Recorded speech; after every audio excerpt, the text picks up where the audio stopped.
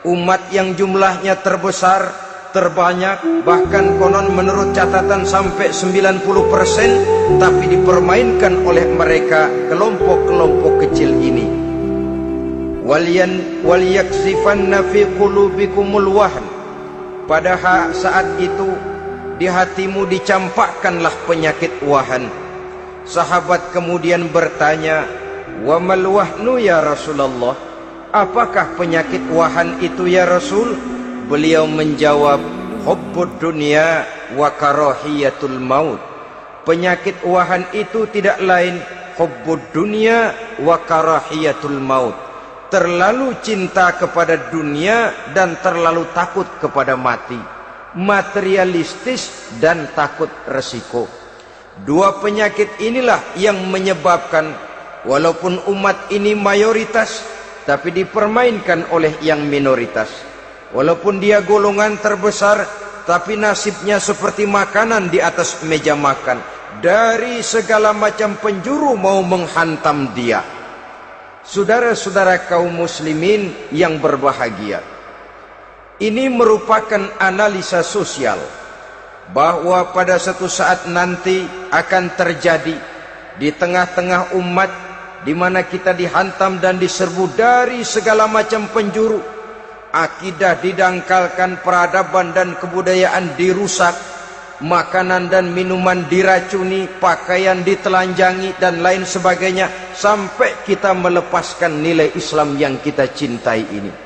Kondisi sosial ini satu saat akan datang kepada kita.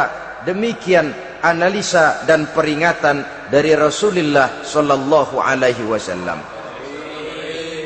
Marilah sekarang kita melihat, adalah benar bahwa di zaman sekarang kita insya Allah tidak akan mengalami perang Badar sehebat yang pernah dialami oleh Rasul dan para sahabatnya.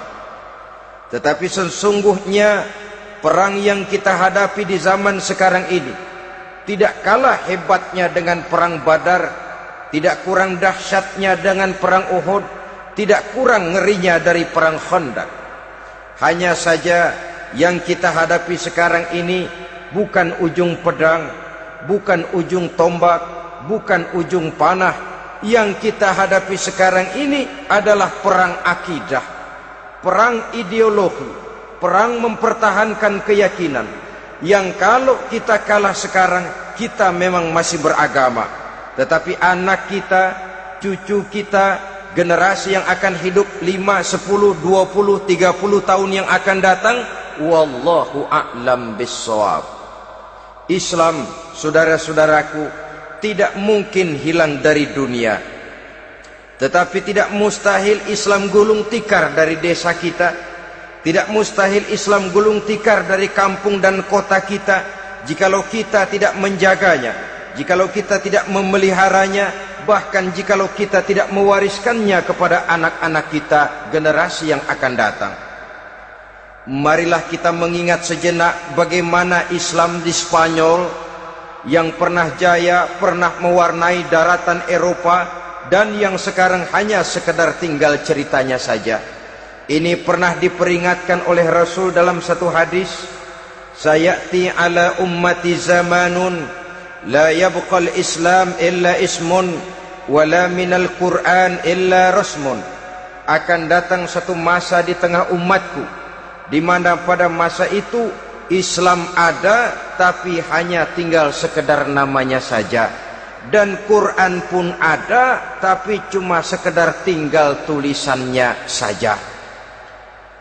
Apabila kita tidak mewariskan ini kepada generasi yang akan datang, maka serbuan-serbuan dari berbagai macam penjuru dari hari ke hari semakin kita rasakan kehebatannya. Tidak mustahil sejarah Spanyol akan terjadi di desa kita, akan terjadi di kampung kita, akan terjadi di kota kita. Orang Spanyol kalau mereka cerita kepada anaknya, mereka akan cerita, "Nak, di sini dulu ada masjid." Kapan, Pak? Dulu bener dah. Banyak orang Islam kalau hari Jumat pada sembahyang, kapan itu, Pak? Dulu sekali. Sekarang cuma sekedar tinggal ceritanya saja.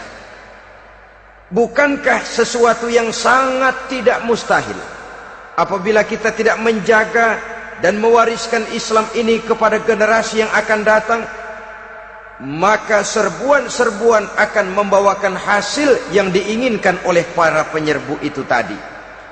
Kita sudah menjadi umat yang mayoritas, tetapi umat yang mayoritas ini menurut Rasul dikepung sedemikian rupa, akidahnya didangkalkan, peradaban dan kebudayaannya ditekan sedemikian rupa, kehidupan sosialnya dibuat individualis, kemudian dari segi pergaulan, pakaian, makanan, minuman dan sebagainya diracuni, sampai dia tidak lagi berpegang teguh kepada agamanya.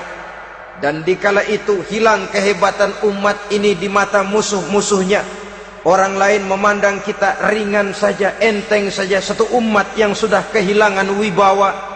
Padahal konon kabarnya kita mayoritas, tapi enak saja dikutak-kutik orang lain. Dan dikala itu di hati kita merajalela penyakit uahan. Penyakit uahan itu apa? Pertama, hubbud dunia, terlalu cinta kepada dunia. Terlalu cinta kepada dunia yang menyebabkan kita lupa akan tanggung jawab dan kewajiban, lupa meneruskan dan mewariskan Islam kepada generasi yang akan datang.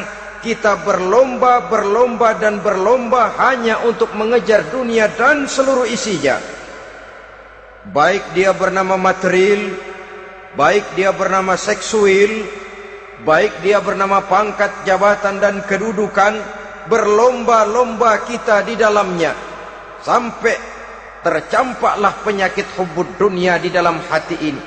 Berurat dan berakar dunia itu, sulit dan berat kita berpisah daripadanya.